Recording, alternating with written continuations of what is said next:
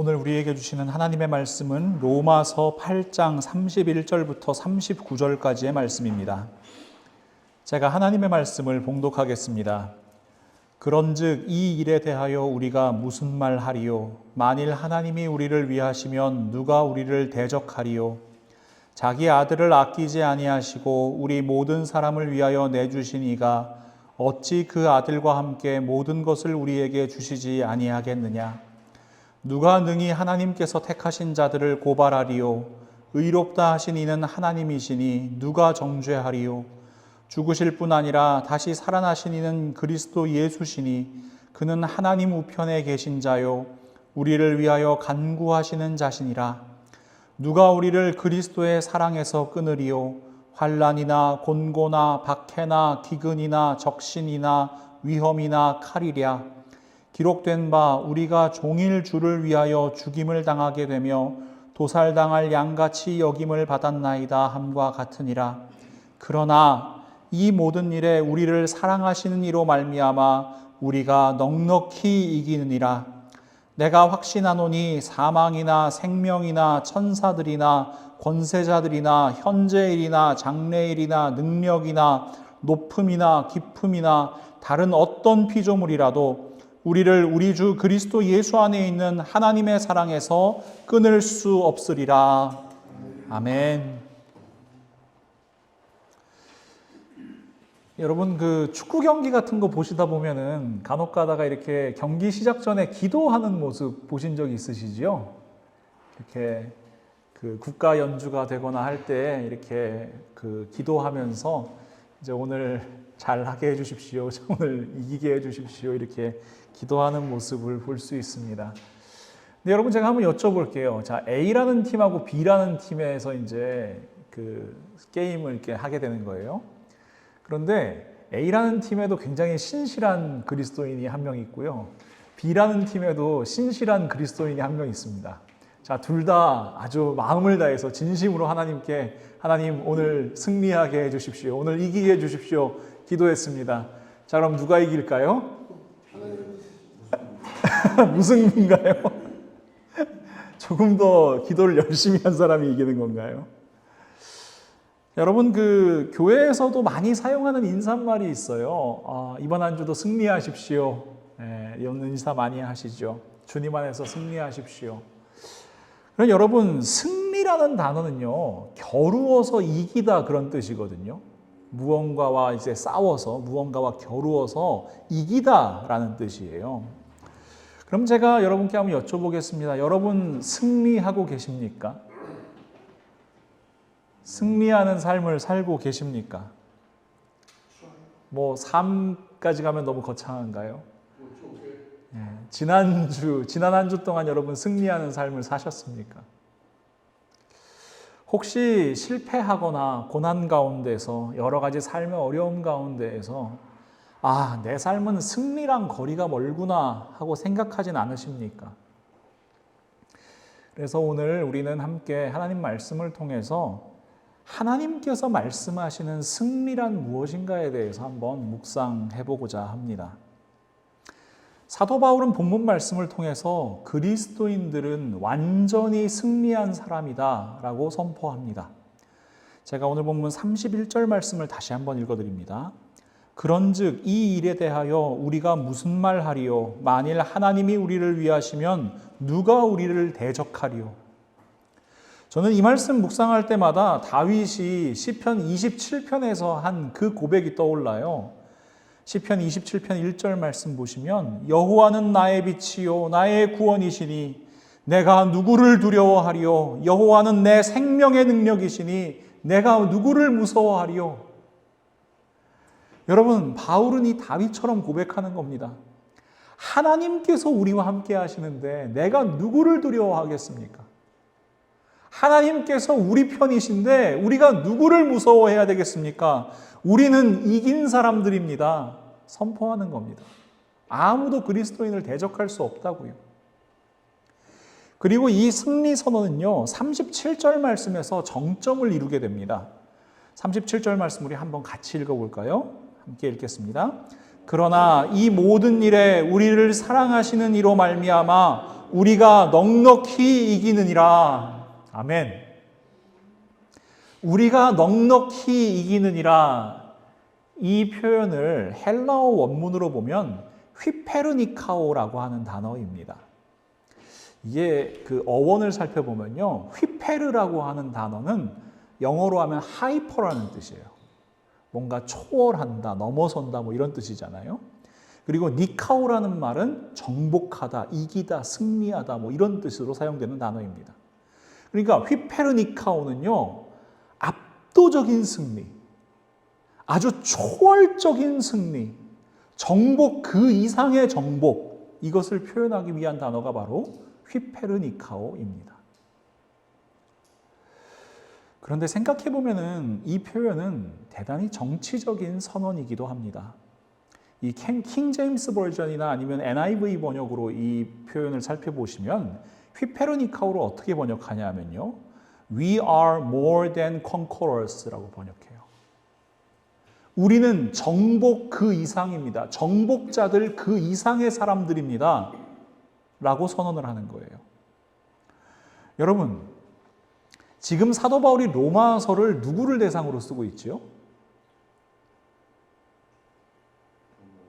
로마에 있는 사람들을 대상으로 쓰고 있는 거잖아요. 여러분, 로마 제국의 수도인 로마, 바로 그곳에 있는 성도들에게 지금 사도 바울은 편지를 보낸 거예요. 이 로마서는 주후 56년경에 기록되었을 거라고 추정이 되는데, 이 시기는 팍스 로마나라고 불렸던 시기입니다. 로마에 의한 평화, 로마의 평화라고 불렸던 시기예요. 로마의 초대 황제인 아우구스투스가 통치하던 주전 27년부터 주후 180년까지 약 200년 동안 로마가 태평성대를 이루던 시기, 이 시기를 팍스 로마나라고 부릅니다. 그럼 어떻게 태평성대를 누렸느냐? 로마가 주변국들을 다 정복한 거예요.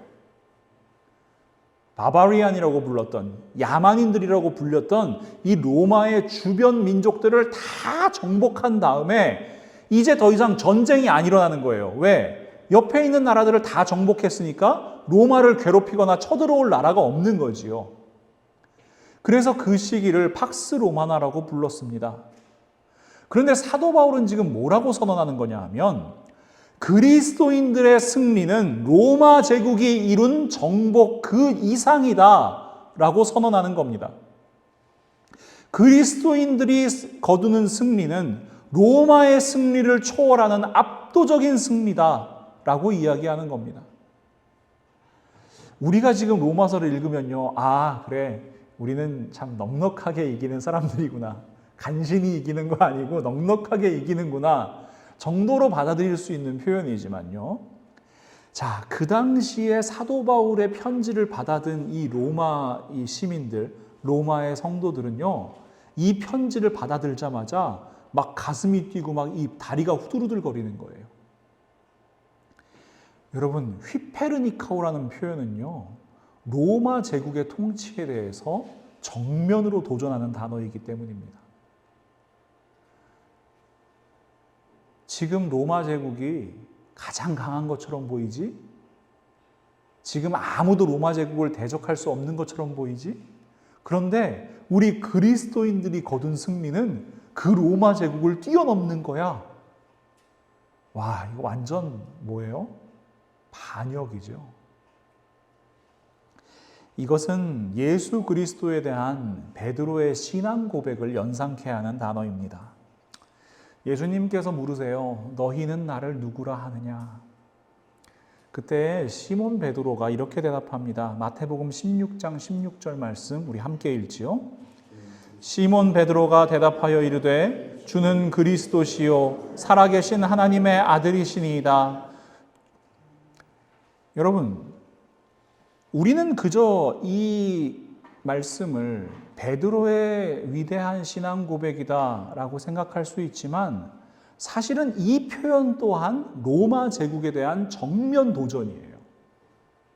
로마의 황제들은 자기를 뭐라고 불렀냐면 도미누스 et 데우스, 나는 주요 신이다 라고 불렀어요.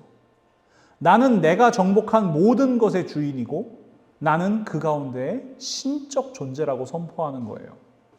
그리고 황제에 대해서 그렇게 고백하도록 강요했습니다. 그것이 황제 숭배라고 불리는 사상이에요. 그런데 여러분, 지금 베드로는 뭐라고 고백해요?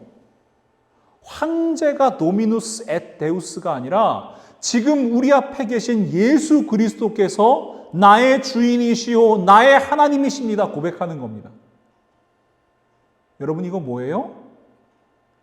반역입니다. 로마 제국에 대한 반역입니다. 여러분, 사도 바울의 승리 선언과 똑같아요. 로마의 정복을 넘어선 정복, 로마의 승리를 넘어서는 승리, 로마의 황제를 뛰어넘는 예수 그리스도, 이것은 로마 제국에 대한 분명한 반역입니다. 그러니까 바울이 보낸 이 서신을 받아든 로마 교회 성도들 어땠겠습니까? 야, 이거 괜찮은 거야 우리? 다 잡혀가는 거 아니야? 정말 죽음을 눈앞에 준 사람들처럼 벌벌 떨 수밖에 없었을 거예요. 그런데 말입니다, 여러분. 아무리 살펴봐도요, 그 당시 이 편지를 받아든 그리스도인들의 모습이 승리자의 모습처럼 보이질 않습니다. 사도 바울은 지금 성도들한테 선포하는 거잖아요. 여러분은 승리자입니다. 여러분은 로마 제국을 넘어서는 승리자입니다. 선포하잖아요. 근데 그 성도들의 모습은 하나도 승리자 같지를 않아요. 우리 로마서 8장 35절과 36절 한번 같이 다시 볼까요? 누가 우리를 그리스도의 사랑에서 끊으리요? 환난이나 곤고나 박해나 기근이나 적신이나 위험이나 칼이랴. 기록된 바 우리가 종일 주를 위하여 죽임을 당하게 되며 도살당할 양같이 여김을 받았나이다 함과 같으니라. 지금 사도 바울이 보낸 서신을 받아든 로마 시민들, 이 성도들의 삶은요, 매 순간 환난이에요. 매 순간 곤고가 찾아와요. 매 순간 박해가 있어요. 굶주리기를 밥 먹듯이 해요. 벌거벗김을 당하고 수치를 당해요. 위험을 당하고 칼의 위협을 받습니다. 여러분, 이게 어딜 봐서 승리자의 모습입니까? 더 아이러니한 건요, 지금 로마서를 기록하고 있는 사도 바울의 삶도 마찬가지라는 겁니다. 고린도후서 11장을 살펴보시면은 사도 바울이 경험한 고난이 자세히 기록되어 있거든요. 고린도후서 11장 23절부터 27절 말씀 제가 한번 읽어드릴게요. 그들이 그리스도의 일꾼이냐 정신없는 말을 하거니와 나는 더욱 그러하도다.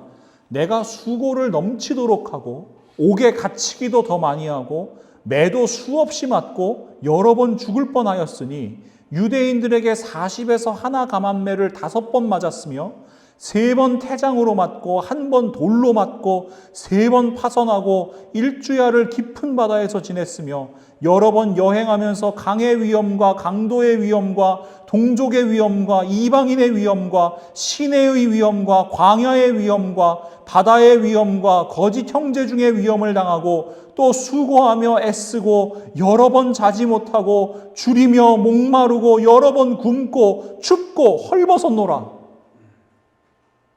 여러분, 이게 승리자의 모습입니까? 나는 이만큼 맷집이 좋은 사람입니다. 지금 자랑하는 겁니까? 여러분, 이 모습은요, 패배자 중에 패배자처럼 보이는 모습이에요. 도대체 어떻게 된 겁니까? 사실 여러분, 우리는 승리에 대해서 참 많이 오해하고 있습니다. 자, 일반적으로 우리가 생각하는 승리는 말 그대로 겨루어 이기는 거예요. 자, 영화나 소설 같은 데에서 등장하는 영웅들은 대부분 뭐예요? 이기는 사람들이잖아요. 제가 어렸을 때부터 삼국지를 참 좋아해가지고 많이 읽었었는데, 삼국지에 나오는 이제 그 인기 있는 장수들의 모습은 뭐예요? 항상 싸웠다 하면 이기는 사람들이잖아요. 여러분, 막 지고 막 도망가는 사람 좋아하세요? 아니에요. 그 중에서도 지금 이제 중국 사람들이 막 신으로까지 모시는 장수가 있는데, 이 관우라는 장수인데요. 이 관우라는 장수는 얼마나 대단하냐면 그 사람이 가지고 다니는 이 청룡 언월도라고 불리는 칼이 지금으로 치면은 한 18kg, 거의 20kg 가까이 나간대요. 이 앞에 날의 무게만. 그거를 막 어떻게 해요? 보통 사람들은 들고 다니기도 힘들 건데 자유자재로 휘두르면서 이 적군을 물리치고 승리하는 장군의 모습. 여러분 이런 거 좋아하는 거잖아요. 지금도 여러분 마블 같은 데서 만드는 영화들 여러분 인기 많죠? 슈퍼히어로들 나오는 영화요. 막 어때요? 인간의 능력을 초월해서 막 날아다니고 뭐 이렇게 눈에서 막 레이저도 나가고 힘도 얼마나 센지 막 보통 사람은 들지도 못해 막 차도 막 집어서 던지고 여러분 이런 승리자의 모습을 우리는 기대하는 거잖아요. 그렇다면 여러분 예수 그리스도의 모습을 한번 생각해 보세요. 예수 그리스도께서는 죄와 사망과 율법의 권세를 이기시고 우리를 자유케 하셨습니다. 승리하신 거죠. 그런데 우리가 기대하는 승리라면 어떻게 하셔야 되냐면 자기를 십자가에 못 박기 위해서 사람들이 몰려옵니다. 군병들이 몰려와요. 그럼 어떻게 해요? 한 칼에 그냥 제압을 하셔야죠. 자기를 이렇게 십자가에 매달리려고 이제 십자가를 지게 하셨는데 십자가가 이게 굉장히 무겁거든요. 최소한 40kg 이상 나가는 거예요. 근데 그 십자가를 막 무슨 막대기 휘두르는 것처럼 막 휘두르시면서 옆에 있는 로마 군병들을 막 때려 눕히시는 거예요. 백부장하고 막 1대1로 결투를 벌이셔가지고 백부장을 쓰러뜨리고 야 내가 승리했다 이렇게 외치시는 모습. 우리가 일반적으로 생각하는 승리의 모습은 이런 모습인데 예수님은 어떤 모습입니까? 이사야 선지자는 예수님의 모습을 이렇게 표현합니다. 이사야 53장 7절 말씀.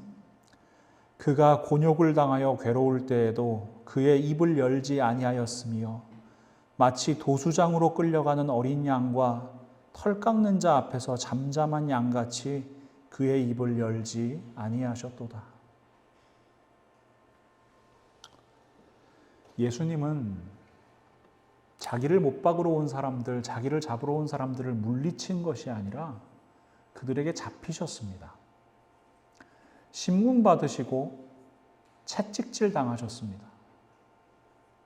십자가를 휘둘러서 로마 군병을 물리치신 것이 아니라 그 십자가에 못 박히셨습니다. 도살당할 양같이 그렇게 자기의 모든 물과 피를 십자가에서 쏟아주셨습니다. 이게 참 이상하지요.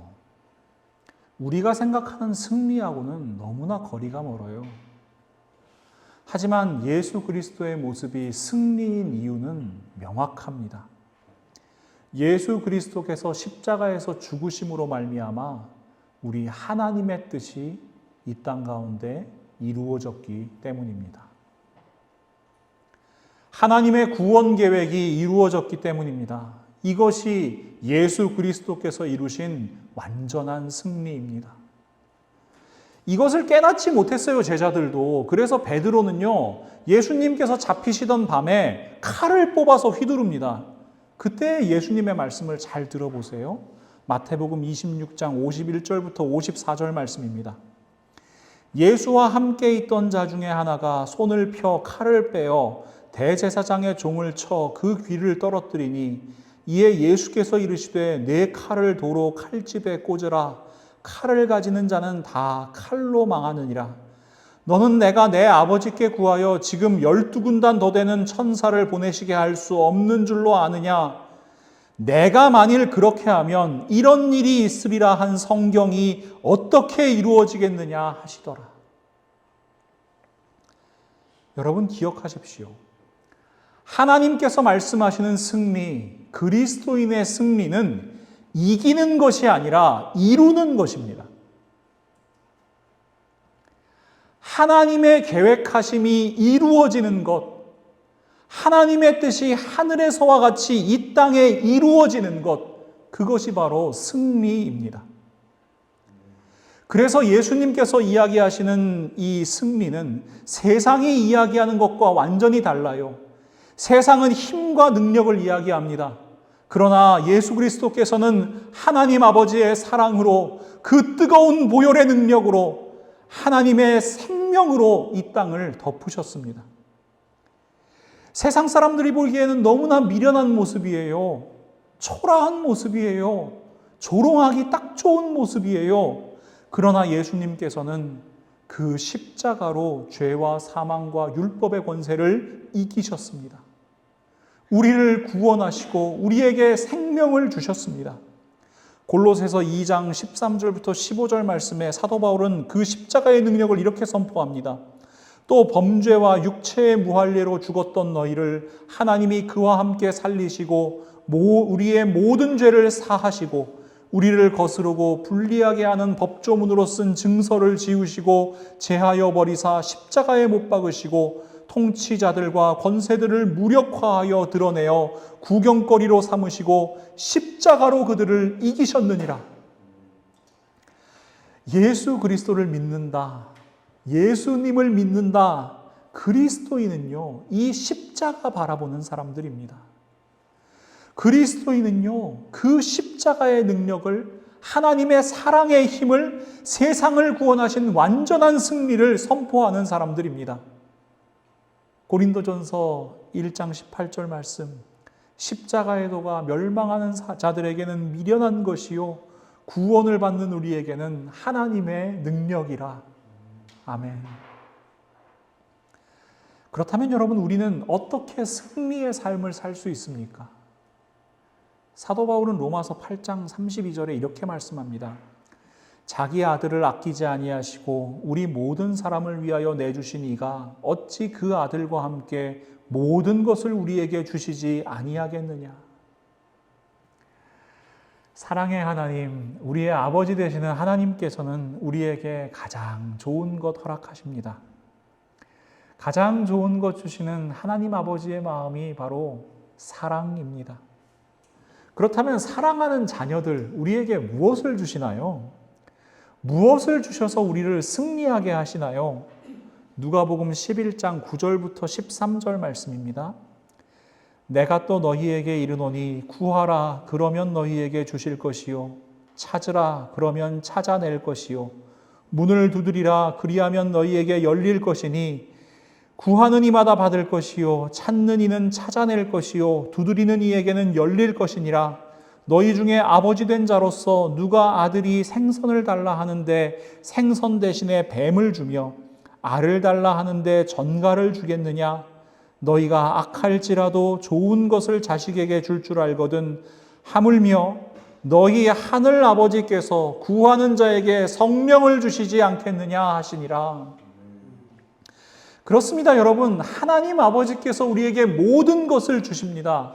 가장 좋은 것을 주십니다. 무엇보다 우리에게 성령 하나님을 보내주셔서 우리와 동행하게 하시고 우리의 안에서 역사하게 하십니다.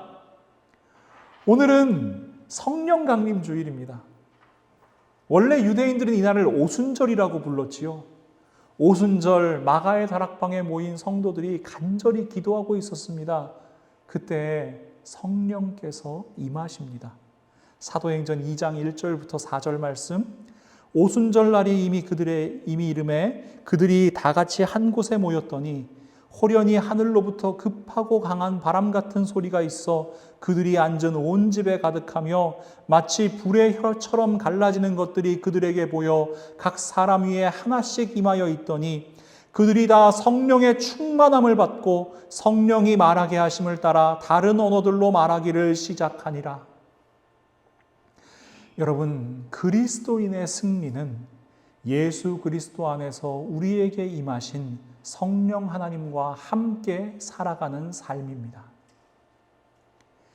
우리는 우리와 함께 하시는 성령 하나님, 그 능력으로 승리하는 겁니다. 성령 하나님과 함께 하나님의 뜻을 이루어갈 수 있기 때문입니다. 예수님께서 선포하시죠. 마태복음 12장 28절 말씀, 그러나 내가 하나님의 성령을 힘입어 귀신을 쫓아내는 것이면 하나님의 나라가 이미 너희에게 임하였느니라. 우리는 성령 하나님과 함께 이 땅에 이미 임하신 하나님의 나라 이루어가는 아름다운 사람들입니다. 그래서 그리스도인의 승리는요, 세상이 말하는 승리가 아닌 겁니다. 세상은 성공을 승리라고 이야기해요. 이기는 것을 승리라고 이야기해요. 그래서 이기기 위한 더 큰 힘, 더 큰 능력 갖추기 위해서 애를 써요. 성공하기 위해서, 목적을 이루기 위해서 수단과 방법을 가리지 않아요. 거짓말도 해도 되고, 불의와 타협해도 되고, 약한 사람들 짓밟아도 상관없고, 심지어 사람의 목숨을 빼앗는 행위도 얼마든지 정당화시킵니다. 성공하는 게 이기는 거잖아요. 많은 사람들을 압도하고 많은 사람들을 지배할수록 더 큰 승리라고 이야기합니다. 힘에 의한 평화인 팍스 로마나를 지향하는 겁니다. 힘으로 다른 민족 굴복시켜서 평화를 이룬 로마처럼 나도 힘으로 다른 이들을 굴복시켜서 평화를 만들어내겠다 하는 생각이지요. 그런데 여러분, 역사는 로마의 승리를 기억하지만 생각해보면 그 승리는 거짓 평화이지요. 그 승리를 위해 얼마나 많은 목숨이 희생됐겠습니까? 얼마나 많은 민족들이 고통을 당하고 얼마나 많은 민족들이 아픔을 겪었겠습니까? 그래서 세상의 승리에는 죽음의 향기가 가득한 겁니다. 그러나 성령 하나님과 함께하는 그리스도인의 승리에는 생명의 향기가 가득해야 합니다. 로마서 8장 5절과 6절 말씀을 제가 세번역 성경으로 읽어드립니다. 육신을 따라 사는 사람은 육신에 속한 것을 생각하나 성령을 따라 사는 사람은 성령에 속한 것을 생각합니다. 육신에 속한 생각은 죽음입니다. 그러나 성령에 속한 생각은 생명과 평화입니다. 그리스도인의 승리는 죽이는 승리가 아니라 살리는 승리입니다. 생명을 살리고 하나님의 평화, 샬롬을 선포하는 승리입니다. 제가 전에도 말씀드렸죠. 죽이는 거는 누구나 할 수 있어요. 아주 어려 보이고 힘이 없어 보이는 어린아이도요, 작은 벌레 밟으면 그 벌레 죽습니다. 그러나 살리는 일은 아무도 할 수 없습니다. 살리는 일은 오직 하나님만이 하실 수 있습니다. 누구나 칼을 휘둘러서 다른 사람을 해칠 수 있습니다. 귀를 자를 수 있습니다. 그러나 그 귀를 다시 붙여주실 수 있는 분은 예수 그리스도밖에 없는 겁니다. 우리를 구원하신 예수님께서는 우리에게 명령하십니다. 살리라고요. 함께 살라고요. 죽이는 일밖에 할 수 없었던 우리가 이제는 성령 하나님과 함께 살리라고 말씀하시는 거예요. 여러분, 이것이 복음입니다. 죽일 수밖에 없었던 사람들이 이제는 살리는 사람이 되는 거예요. 여러분, 놀라운 변화입니다. 요한복음 7장 37절부터 39절 말씀에 예수님께서 이렇게 선포하십니다. 명절 끝날 곧 큰 날에 예수께서 서서 외쳐 이르시되 누구든지 목마르거든 내게로 와서 마시라. 나를 믿는 자는 성경의 이름과 같이 그 배에서 생수의 강이 흘러나오리라 하시니 이는 그를 믿는 자들이 받을 성령을 가리켜 말씀하신 것이라.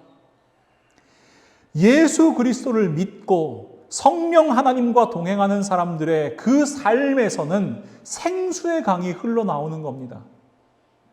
생명이 흘러가는 겁니다. 예수 그리스도께서 주신 생명이 우리를 통해 흘러가는 거예요. 예수 그리스도께서 우리를 생명의 통로로 사용하시는 거예요. 여러분, 이것이 성령 충만한 그리스도인들의 삶입니다. 그런 그리스도인들이 함께 꿈꾸어야 할 하나님의 나라가 있습니다. 요한계시록 22장 1절부터 5절 말씀인데요. 우리 가운데서 흘러나오는 생수의 강이 어떻게 흘러가는지 우리 한번 함께 꿈꾸며 읽어보도록 하겠습니다. 또 그가 수정같이 맑은 생명수의 강을 내게 보이니 하나님과 및 어린 양의 보좌로부터 나와서 길 가운데로 흐르더라. 강 좌우에 생명나무가 있어 12가지 열매를 맺되 달마다 그 열매를 맺고 그 나무 잎사귀들은 만국을 치료하기 위하여 있더라. 다시 저주가 없으며 하나님과 그 어린 양의 보좌가 그 가운데에 있으리니 그의 종들이 그를 섬기며 그의 얼굴을 볼 터이요 그의 이름도 그들의 이마에 있으리라. 다시는 밤이 없겠고 등불과 햇빛이 쓸데없으니 이는 주 하나님이 그들에게 빛이심이라. 그들이 세세토록 왕노릇하리로다. 아멘. 여러분, 마라나타, 주 예수여 오시옵소서 기다리는 우리 그리스도인들의 삶이 꿈꾸어야 할 하나님의 나라가 바로 이것입니다. 하나님의 보좌로부터 흘러나오는 생명의 강이, 그 생수의 강이 성령 하나님으로 인하여 우리의 삶을 통하여 흘러가는 것, 그렇게 생명의 통로로 사용받는 것, 그것이 바로 우리 그리스도인들이 꿈꾸어야 할 하나님의 나라입니다. 우리는 그리스도인입니다.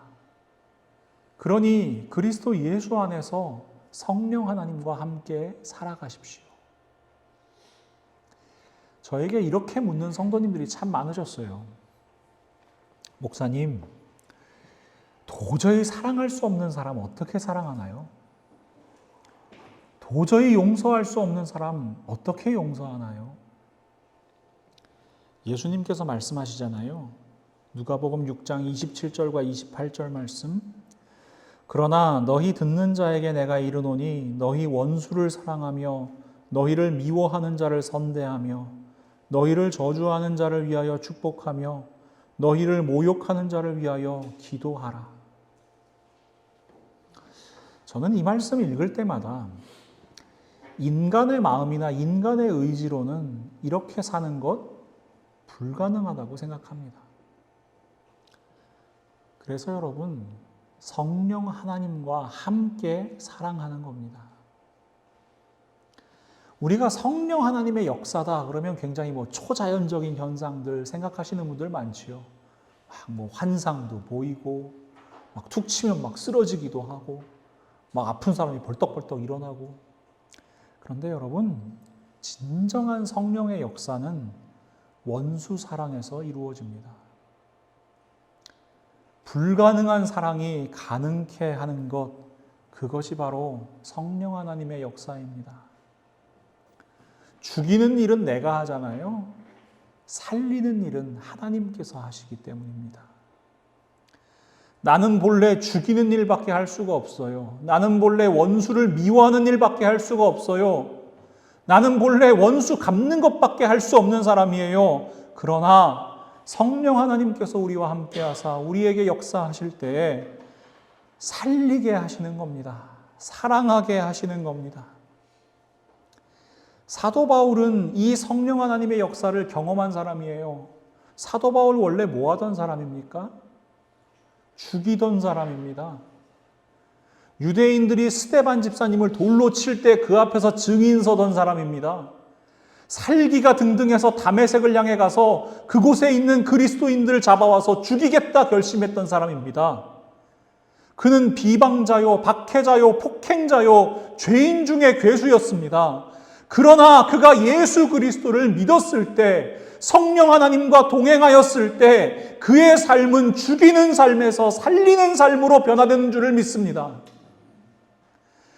여러분, 죽음의 통로로 사용되던 사도 바울이 생명의 통로 되었습니다. 어떠한 박해와 핍박과 고난과 어려움 가운데에서도 포기하지 아니하고 자기에게 흘려보내 주시는 하나님의 생명을 이 땅 가운데 흘려보내는 복음의 증인 되었습니다. 그렇게 자기를 사용하사 이 땅 가운데 원수 사랑에 도저히 사랑할 수 없는 그 사랑의 본을 보이신 예수 그리스도의 사랑을 그는 분명히 경험한 사람입니다. 그래서 사도 바울은 오늘 본문 말씀처럼 고백하는 겁니다. 사도 바울의 이 고백이 우리 모두의 고백되기를 간절히 소망합니다. 우리 로마서 8장 37절부터 39절까지의 말씀을 한 목소리로 읽겠습니다. 그러나 이 모든 일에 우리를 사랑하시는 이로 말미암아 우리가 넉넉히 이기느니라. 내가 확신하노니 사망이나 생명이나 천사들이나 권세자들이나 현재일이나 장래일이나 능력이나 높음이나 기쁨이나 다른 어떤 피조물이라도 우리를 우리 주 그리스도 예수 안에 있는 하나님의 사랑에서 끊을 수 없느니라. 아멘. 사랑하는 믿음의 동역자 여러분, 하나님께서 우리를 사랑하십니다. 예수님께서 우리를 사랑하십니다. 죽기까지 사랑하십니다. 우리를 사랑하사 성령 하나님을 보내주셨고 그 성령 하나님께서 지금 우리와 함께 하십니다. 그러니 이제 세상을 향해 여러분의 삶의 자리를 향해 담대히 나아가십시오. 그리고 성령 하나님과 함께 승리하십시오. 간신히 이기지 마시고 넉넉히 이기십시오. 우리를 통해 하나님 아버지의 뜻이 하늘에서와 같이 이 땅 가운데 이루어지게 하십시오. 죽이는 일이 아니라 살리는 일을 통해 세상의 승리를 초월하는 생명의 승리를 선포하는 우리 모두가 될 수 있기를 간절히 선포합니다. 그러할 때 죽음의 냄새가 아니라 생명의 향기가 우리 모든 삶의 자리에 가득하게 될 것입니다. 그렇게 이 땅에 하나님의 아름다운 나라 이뤄가시는 우리 한 사람 한 사람 되실 수 있기를, 생명의 통로로 쓰임받는 우리 모두가 될 수 있기를 예수 그리스도의 이름으로 간절히 축원합니다. 사랑의 하나님, 오늘도 하나님의 말씀으로 저희에게 말씀하여 주셔서 감사합니다. 저희들은 죽일 줄밖에 모르는 사람들입니다. 미워할 줄밖에 모르는 사람입니다. 하지만 하나님, 그런 저희를 위하여 예수 그리스도께서 십자가를 지셨습니다. 그리고 하나님의 승리가 무엇인지 저희에게 분명히 보여주셨습니다. 하나님의 승리는 죽음의 승리가 아닌 생명의 승리입니다. 그러니 하나님, 저희도 이제 살리는 사람들 되게 하여 주시옵소서. 저희의 마음이나 저희의 생각이나 저희의 능력이 아니라 오직 저희와 함께 하시는 성령 하나님의 능력으로 살리는 사람들 되게 하여 주시옵소서. 아픔이 있는 곳에 평안을 선포하게 하시고, 도움이 필요한 곳에 저희의 손과 발을 내밀 수 있게 하시고, 무엇보다도 미움이 있고 다툼이 있는 곳에 하나님의 평화, 샬롬을 선포할 수 있는 저희의 삶이 되게 하여 주시옵소서. 하나님께서 이를 위하여 저희를 부르셨고 저희를 삶의 자리로 보내심을 믿습니다. 저희의 가정 가운데, 저희의 일터 가운데, 저희가 행하는 모든 삶의 자리자리마다 이 하나님의 생명을 흘려보내는 생명의 통로로 살아가게 하시고, 저희들 한 사람 한 사람의 모습을 통하여 그 자리에 예수 그리스도의 향기, 생명의 향기가 가득해질 수 있도록 우리 하나님 저희를 통하여 역사하여 주시옵소서. 저희를 통하여 흘러가는 그 생명의 강물, 생수의 강물을 바라보는 저희 되기를 간절히 소망하며 예수 그리스도의 이름으로 기도하옵나이다. 아멘.